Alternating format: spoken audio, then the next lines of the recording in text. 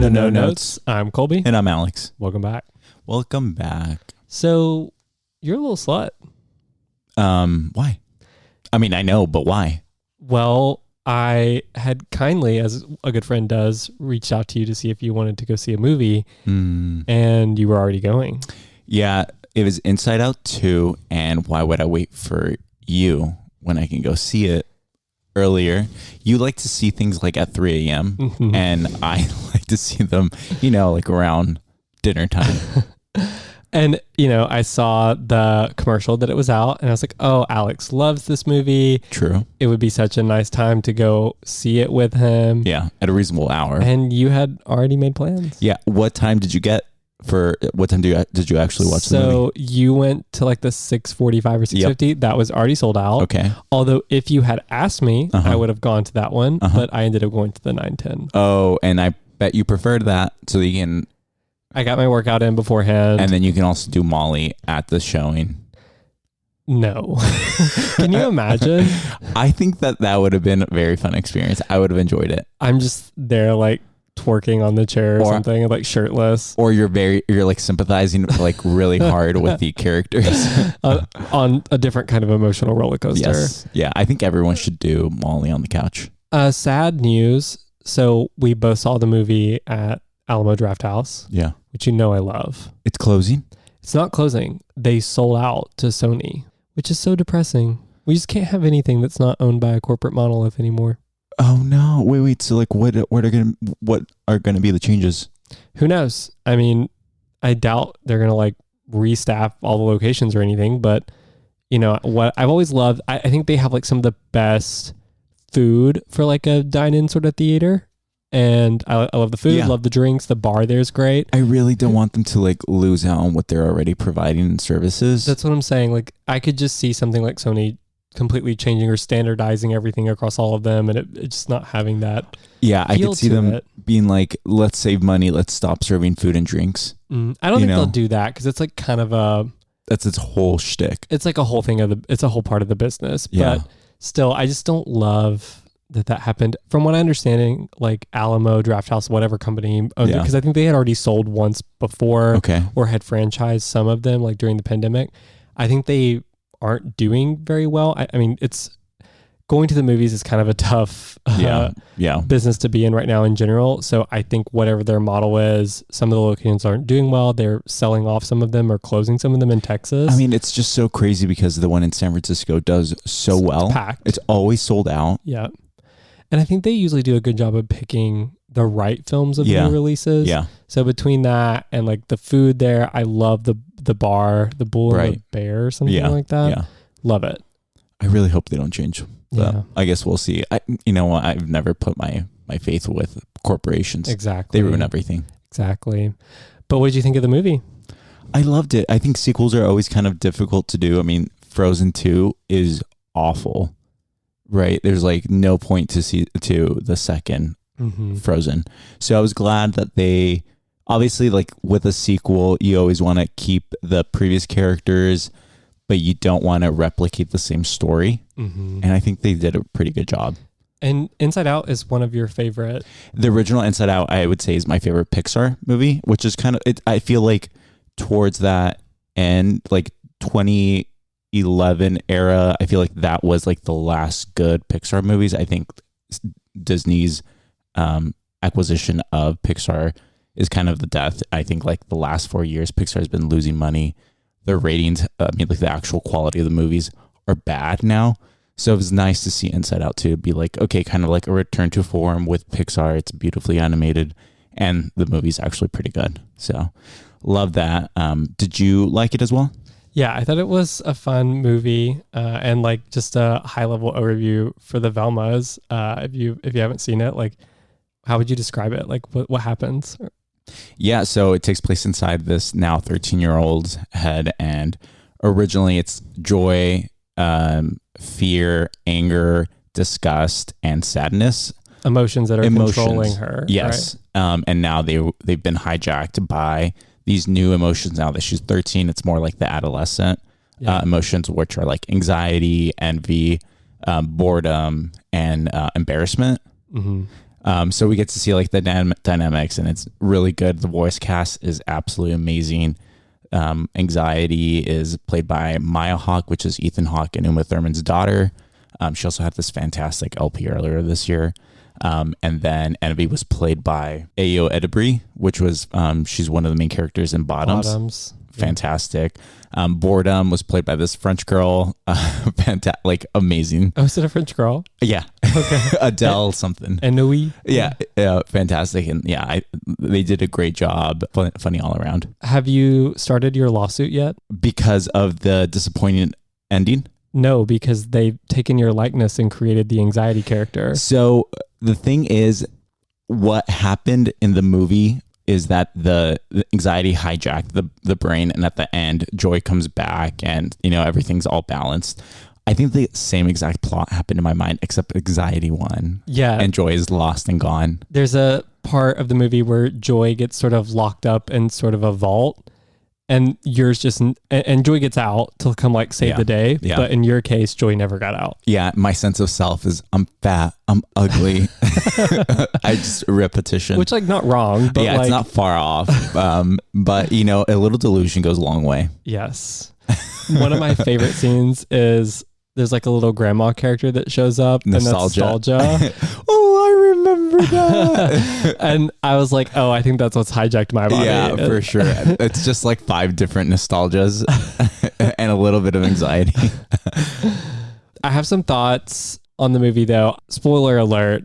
They're in this vault where Joy and some of the other characters get locked up in this sort of prison. Uh-huh. There is this deep, dark secret. There's this creature that's the deep, dark secret. Yeah. What did you think that was going to be? So one of the characters outside of the brain is this captain hockey player that's played by a butch lesbian. She's a senior in high school, and she has this like red streak in her hair, and it takes place in San Francisco. So I was like, oh, Riley, the main character, she's going to fall in love with the 18-year-old or like the 17-year-old high school student. And from the beginning, like the reason these new emotions have showed up because puberty has hit. Yeah. So you would expect some sort of like sexual or romantic feelings kind of bubbling up. So it made sense. That's what I thought too. Right. Did you feel like any emotions were missing from this puberty stage? Well, where was the horny monster? Yeah.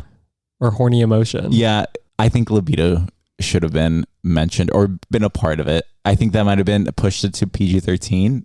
But that would be a great third film. Well, they could have just had like an estrogen sort of character. Yeah. Where was estrogen? Yeah, like where she should have been bleeding in one scene. Like that definitely would have made it PG-13.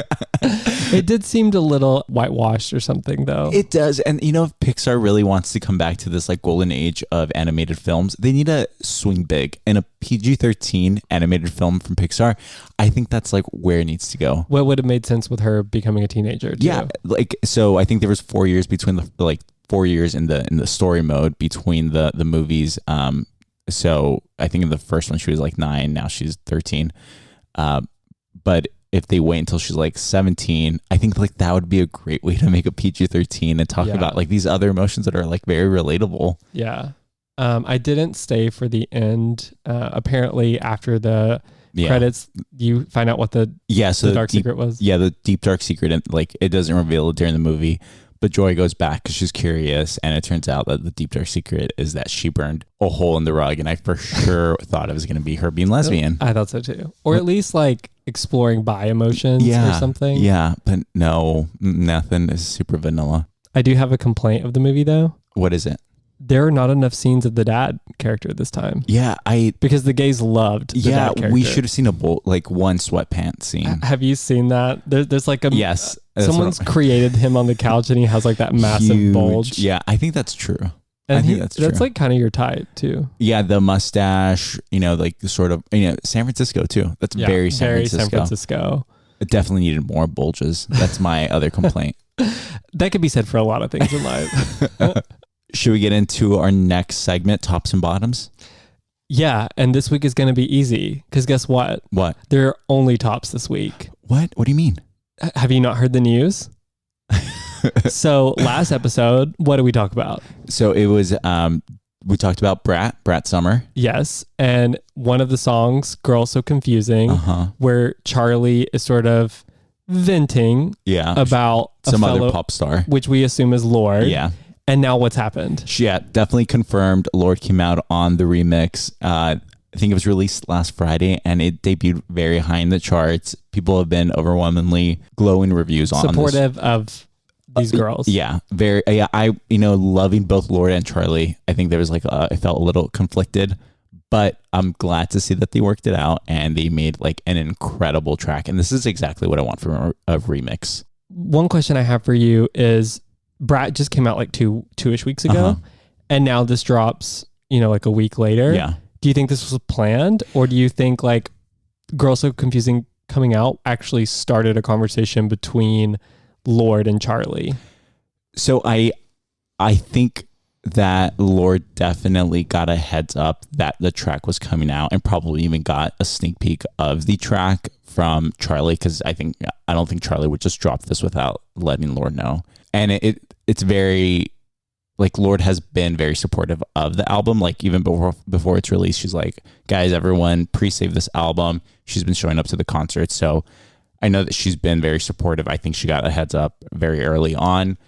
But I think it was planned that they were going to do a remix at some point. When I heard it sounded like it was, I think the one con that I do have with the song is that Lorde's verse does sound like she recorded it, and then she sent the audio clip over to Charli, and Charli. Which maybe they did. It's probably, that's how a lot of remixes are done. And Charli, she's really good at production. She makes her own songs a lot of the times. She probably pulled it in and, did the work herself, and released it. So it does sound like a little bit like Lorde's verse does sound like it was kind of just fit in with Charli's verse. But I think the content of Lorde's lyrics is like fantastic. Lorde is always known for like great vulnerability and like giving this like very specific examples of universal feelings. So like one thing that I really, saw immediately was talking about weight.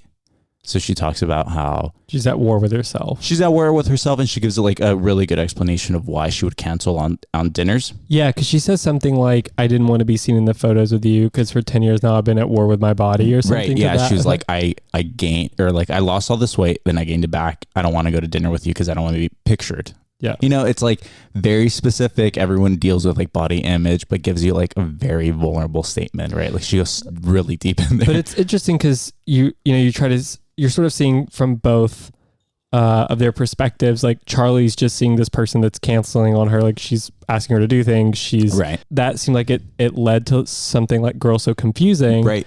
Where it's like, are we friends? Are we frenemies? Like, what are we? And then you just learn that they were at war with each other in their head, but them just talking it out. It gives you a great explanation, right? For both sides, perspective. Right? Perspective is everything. The other thing that I really liked about this is that Lorde is really good at like rapping for all intent and purposes. Like one of my favorite songs from her is Liability. And she, in her second verse, is just basically rapping to a piano.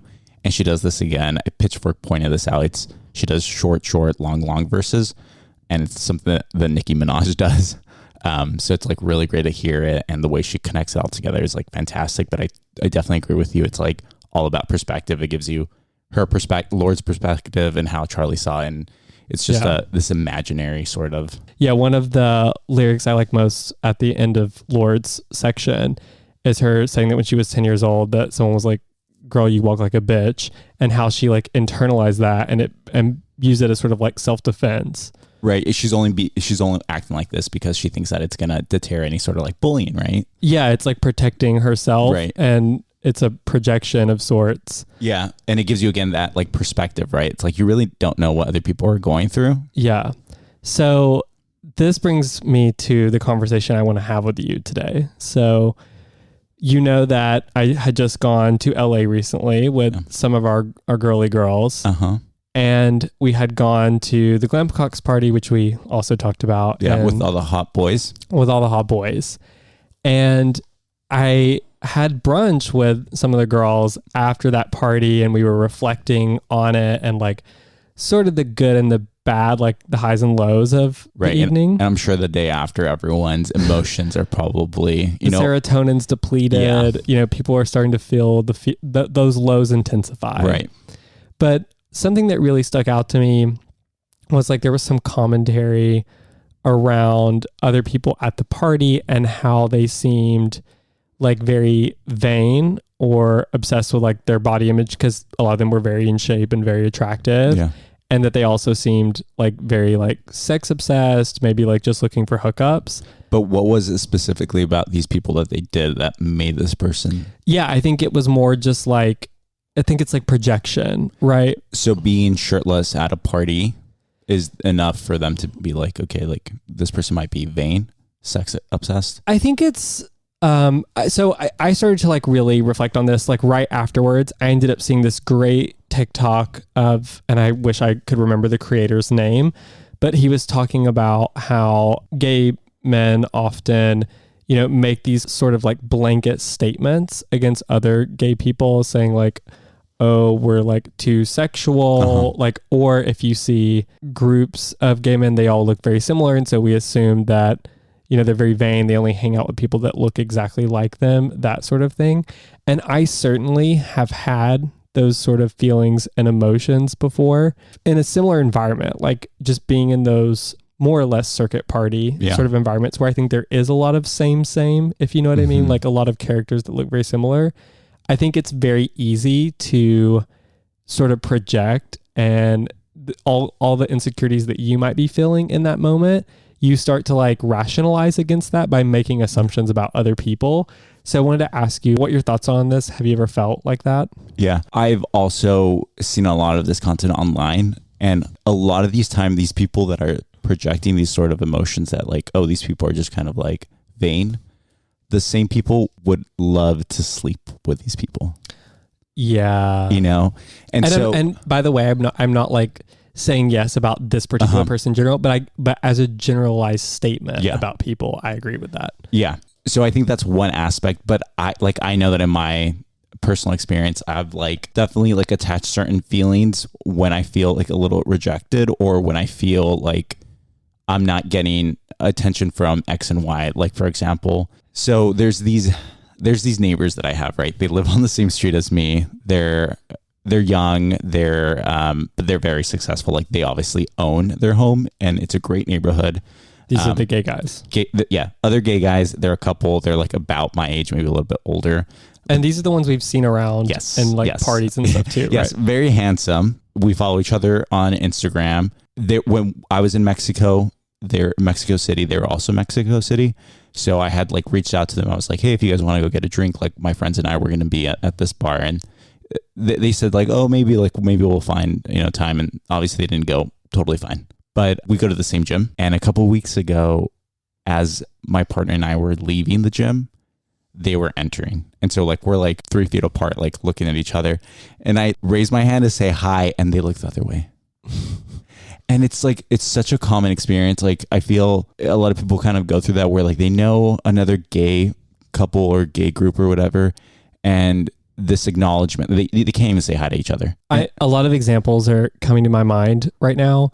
I also know that you worked out with like someone else that we mutually knew at your gym that would like see you guys in the mirror and stuff and not say hi to you. Yeah, all the time. And then you and I had recently gone to a party as well where we knew a few different people, and like you make eye contact, but then they don't say hi to you, which sometimes that's like they're in conversation or whatever, but there were people that would like leave, and they were like leaving to go home for the night. They would walk right past us and not say anything. And it like I get it, right? I understand that you don't have to be nice to everyone, but why do we do this? Why do we do this? Like, what is it? What is so taxing about saying hi for a second, especially when you know the other individual, right? Or you follow the other individual on social media. Yeah. To me, like, I automatically go to, I don't bring enough social capital to their relationship so that they don't want to hang out. Like this neighbor example, right? Their friends are all similar. They're all same exactly. They look like a set from Restoration Hardware. Like all of them, they're all white. All of them look successful. All of them are very put together, very well manicured. And I obviously don't fit that mold, right? So the first thing my mind goes to is, holy shit, I'm not going to be a good person to be pictured with on a social media post. So I like automatically assume that I'm not enough for them. We talked a little bit about this, or I guess a good bit about this in our Mean Girls episode, where we definitely have a cliquey nature aspect within, the gay circles. Yeah. And so I totally understand what you're saying about the social capital piece. Do you think though that could also just be like a projection too? Yeah, I mean, like I have absolutely no verifiable information. It's just how you explain it. Yeah, it's like it's Lorde and Charli, right? Like I have no idea what's going on. Maybe they're intimidated by me. Maybe I'm so hot that they don't want to talk to you. I start fights all the time in their marriage. I have no idea what's going on. One of them keeps stalking your Instagram. The other one's found out about it. You're creating a marital divide. He stands outside my window every night. I have no idea. Like baby reindeer. Yeah, exactly. I have no idea what's going on. This is all like the only. I think I need to get him on this podcast and then have him do a verse. And thinking about that party we were recently at, I kept thinking about it more and more, where it's like it goes both ways, right? Like those people that didn't say hi to us, like we didn't necessarily say hi to them. Yeah. But where it changed for me is when some of them were leaving. And like you had to actually pass by us to leave, and then you still don't say anything. That for me just feels shady. No, I think that really pisses me off. I think someone that actively goes the other way in order to avoid someone. Yeah. Like it makes me think they're a bad person. Mm-hmm. But now like I don't know how to what am I going to do in the future? Yeah. Should I say hi? Yeah. No, I get that. When I think more about this, because I definitely feel like I am not innocent of this. Yeah. Of like maybe like projecting my own insecurities onto people and then like finding reasons to not talk to them. But here's the thing: when I avoid people, it's because I don't like them, which is I'm like scared, like, oh shit, I've become that person. You know? And is it that you have met them and there's something you don't like about them, or you're just assuming you don't like them? That's a great question. People that come to mind are people where I'm like, I do not want to hang out with them because I think they're weird for whatever reason. Yeah. I mean, I definitely do a lot of assumption-based sort of determinations on people, which is what I'm getting at here, is that we all, I think collectively are making decisions against each other before we've even given each other a chance. That's very true. And sometimes that's based on like who you associate yourself with, which it's like, okay, if I know something bad about one person, like I do not think this person is a good person. I don't like the way that they treat others, whatever. And you're someone that regularly hangs out with them. You're kind of like guilty by association for me. And it's not entirely false, right? Like if you hung out with Trump supporters, like what is the only reasonable what do we assumption? have in common? Yeah. Yeah. But the more and more I think on this too, inherently why like I think queer people do this, I think like any really marginalized kind of person, especially like a little gay boy like myself, like growing up, you've talked about how people thought you were weird. People certainly thought I was weird. They didn't always understand like the things that I was into or that I did. And so I think for me personally, it's sort of like resource scarcity for either like love or friendship. It just never feels like there's enough acceptance or love for you out there.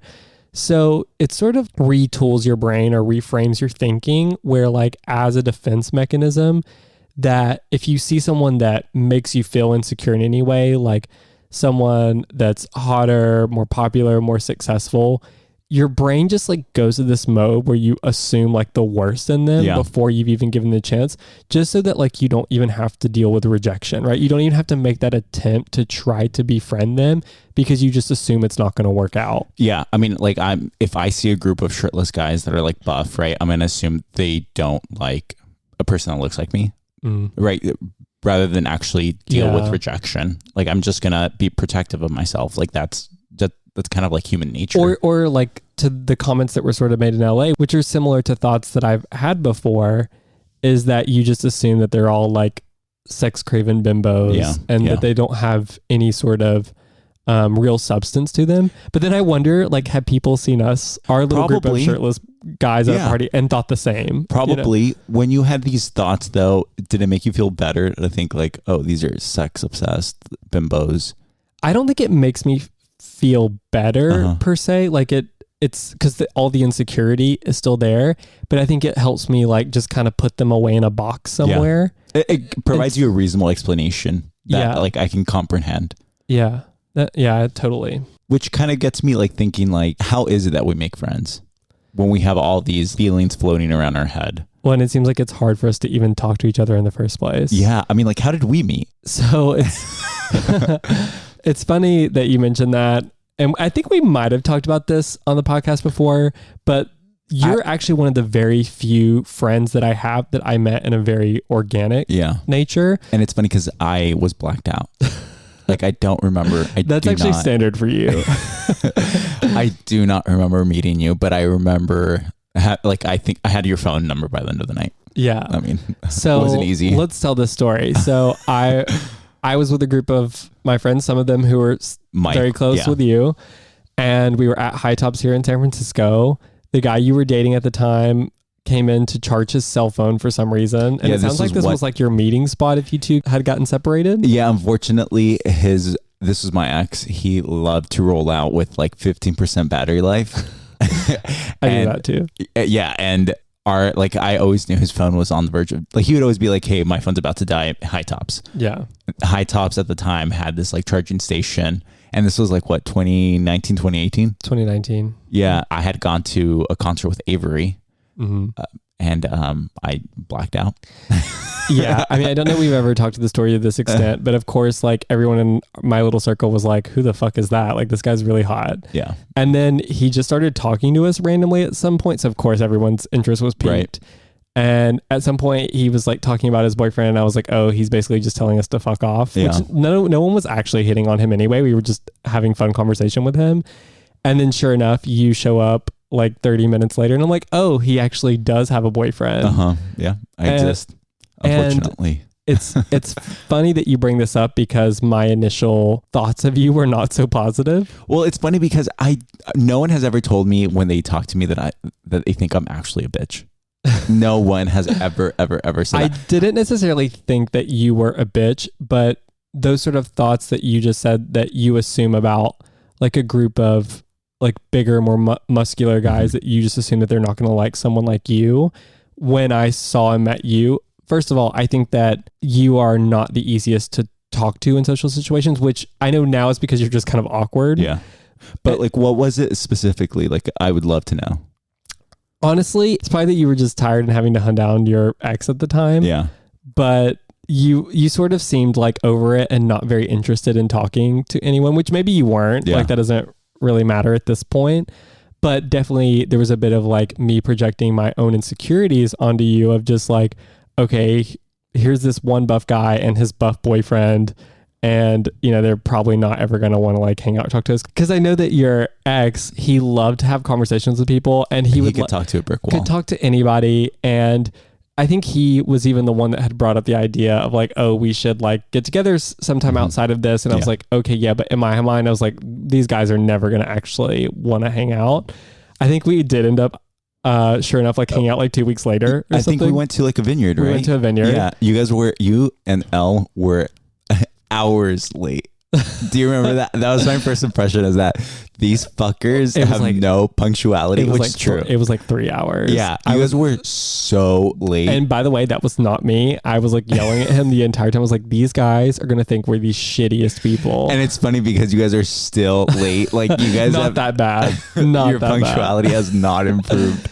But to come back to the topic, you know, this is such a great example for this episode because, you know, I had made these assumptions about you that weren't entirely wrong, but I just kind of assumed that you were like a vapid bimbo that like we weren't gonna really have anything to connect on. And here we are 5 years later and I am a dumb bimbo. You are a dumb bimbo, but you know, there's much more to you too that I've come to love. My ass. Yes, your ass. My fat ass.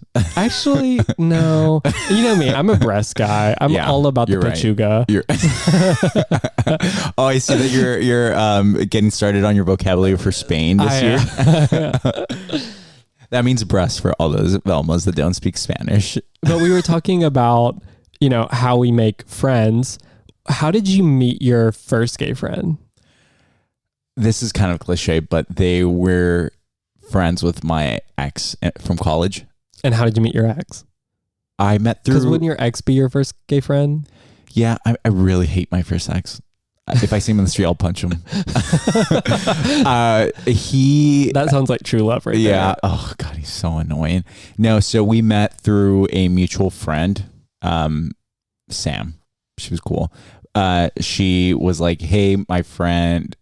I had just like recently come out. So she basically was looking for any gay person that she knew and was like, hey, I have a gay friend. I think you guys would like hit it off. And that's the rest is history. So fairly organic. Fairly organic. Yeah. We met through a person. Yeah. And then we broke up. He went off to Mexico City to study abroad. And I had become friends with Avery.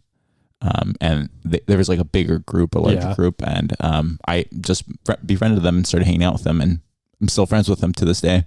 Yeah. I mean, what about you? So I was in semi-rural Georgia, right? Like 40 minutes outside of Atlanta. Wasn't easy to like meet anyone organically. Couldn't just go to a bar. So, I mean, I definitely relied on like, not quite apps, but we've talked about like there were websites before the apps that you could meet up. And not all of them were like dating things either. You could just like meet like gay friends, and I had met some of them through that. Some of them were like dates that turned into long-term friends. So all that to say that not all of them have been super organic. And even, now in the last few years, a lot of my friends I've met through Instagram or Bumble BFF or something like that. Yeah. So you meet people not pretty regularly, but like somewhat regularly on Bumble BFF. Yeah, not anymore, but certainly when I had first moved to San Francisco and didn't really have much of a network here, someone at my previous company that had like recommended that I use it. Yeah. And I gave it like a whirl. And I mean, obviously I've made some like great connections on there, friends that we're still to this day friends with years later. I mean, how many people have you befriended from Bumble BFF? I mean, it's probably like 10, but like 6 or 7 of them are still around. That's a really good percentage. Yeah. Yeah. No, I mean, I think I've gotten really good at like sussing people out, I guess. Because when I moved to San Francisco, I was living in the East Bay for a couple of years. We had known each other, and you were like, oh yeah, I've been using Bumble BFF. So when I moved to the city, I downloaded it, made the weirdest friends, like the weirdest people. I think I've actually met some of these weird friends. The weirdest, just like humans and like imaginable. Like it was not a hit for me. Yeah, but I think that gay men are incredibly socially awkward. And I use just the examples of like you, me, and some of our other friends as more indications of this. But I think that the fact that we tend to meet so many of our friends from like apps and things, or they're like hookups that become friends, means that we're like not so experienced in like trying to have normal organic conversations. And so I think a lot of the time when we perceive people as like standoff and bitchy and things, it's just because none of us know how to talk to each other.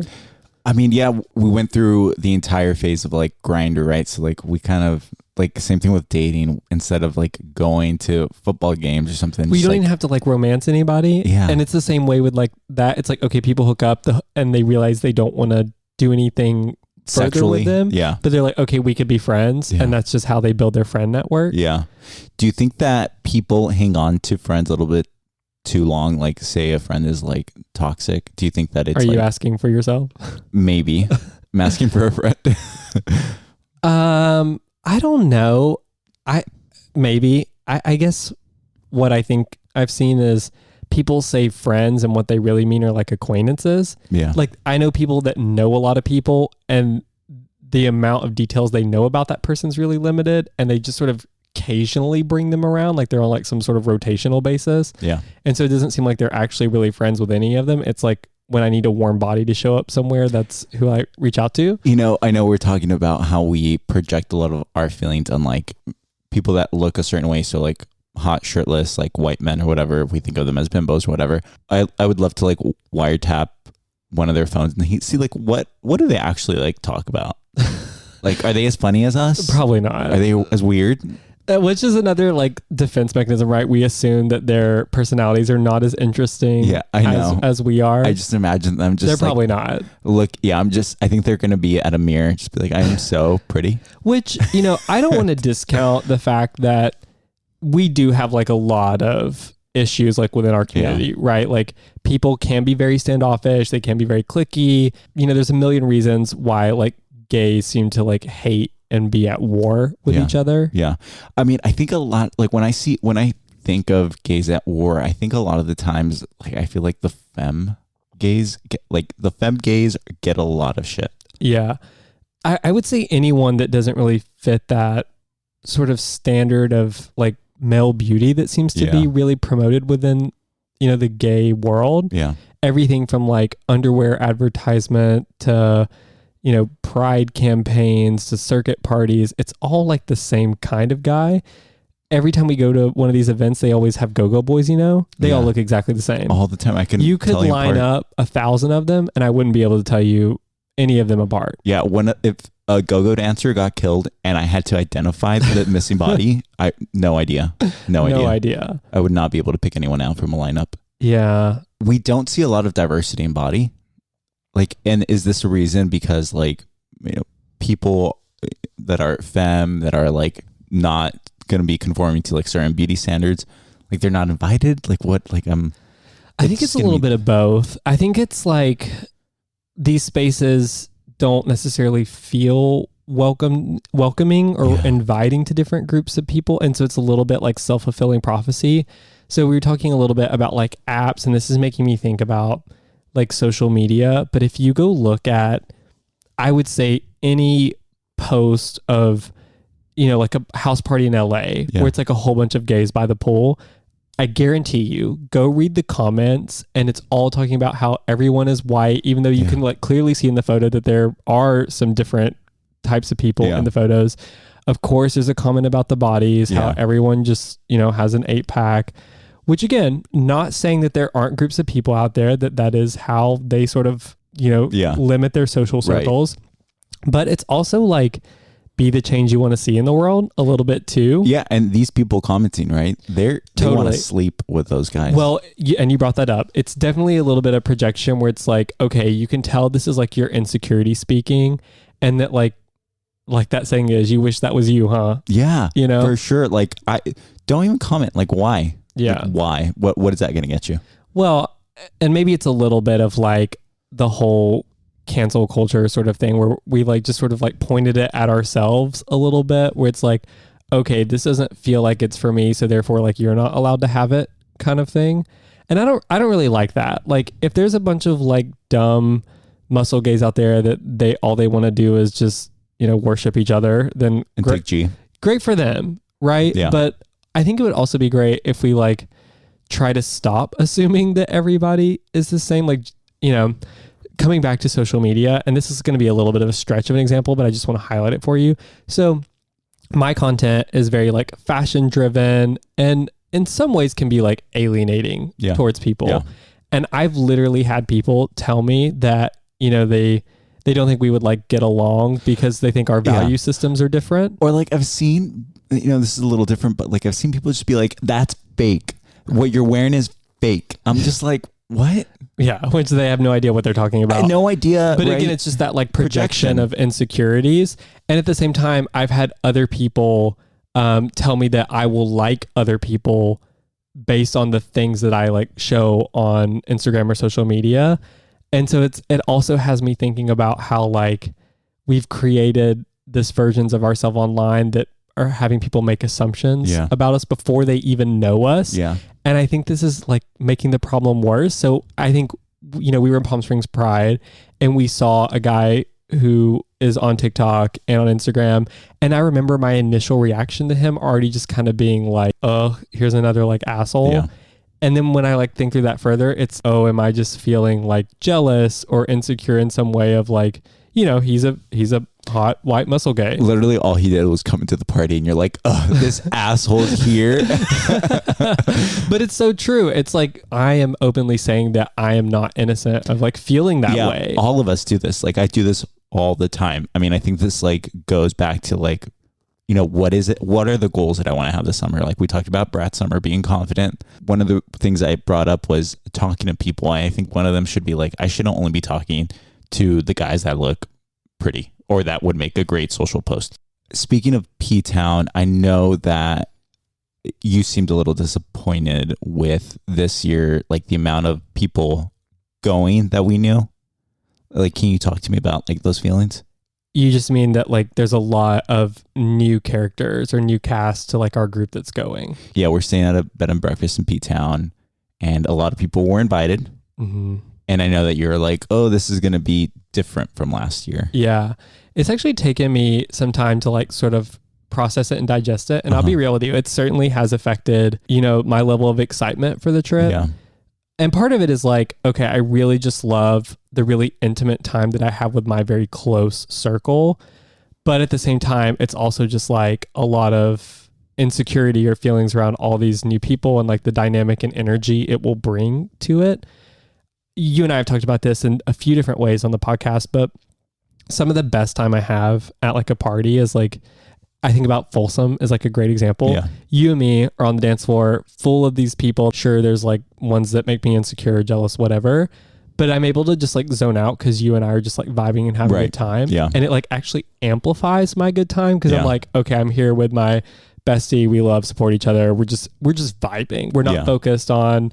The only people that you do know there are your friends that love you and support you, and you feel that. Yeah. And it amplifies your mood. Yeah, definitely. And like for me, that's very much how P-Town was last year, where it was like the six of us that are all super close, and it just felt like this little ring of love on the dance floor. And it's like, I could sort of box away the parts at these parties that make me feel not so great, like just sort of ignore them because I'm like, I'm surrounded by people that care a lot about me and that I care a lot about them. So then when I, sort of had found out, oh my God, there's going to be all these new people that my mind is constantly going to be thinking about, am I weird? Am I saying weird things? Like, do they like me? And the answer is yes to all all those. But it just like, it's like, am I going to have as much fun? Yeah. And, I hope I do. Like, I think we've talked about goals for the summer and that we want to be like more social, extend that olive branch a little bit more to more people. Yeah. And so like, that's definitely a goal of mine in P-Town is to do that with some of these people because they're obviously close with people that are important to us. Yeah. But it's also like anxiety of like not wanting to disappoint and let down either. Cause I know like our friend has hyped us up in a way. Right. And like, I feel that pressure of like, am I the character or am I coming across as how I should be or how they've been told that I am? Yeah. I mean, I think expectation can be like a bitch. Yeah. Right? I mean, it can really ruin the mood when it doesn't meet it. It's like with you, like I always expect the bare minimum. And as long as I don't expect more, I'm set up for a great time. So yeah, you should just think of P-Town exactly as you do me. Yeah. Just the bare minimum. Bare minimum. So after our conversation today, like, I think we just need to do more of like getting out of our heads and talking to one another. I think we might find we have more in common than we think we do. Yeah, I think we need to stop projecting our own insecurities onto other people. Yeah, which is going to be a process, right? Like, I'm not expecting overnight change, but, we've talked about like our goals for the summer. I think we're going to follow up on that. And, if two queens like Charli and Lorde can resolve their imaginary beef just by talking it out, means we can too. Yeah. Amen, sister. Oh, and a quick update, guys. We will be going on vacation in a couple weeks. So we have this episode and one more, and then we're going to take about a month break. Yeah. So we got to make the next one count, but we look forward to talking to you next week. See you guys. Hey, it's Colby and Alex here. Thank you for listening to No Notes. If you enjoyed the show, don't forget to follow us wherever you get your podcasts and share with your friends. You can also follow us on Instagram at No Notes Pod, one word, where you'll find updates on new episodes and see more into our lives and the stories that we share with you on this show. Your support means the world to us. Until next time, keep it real and keep it queer.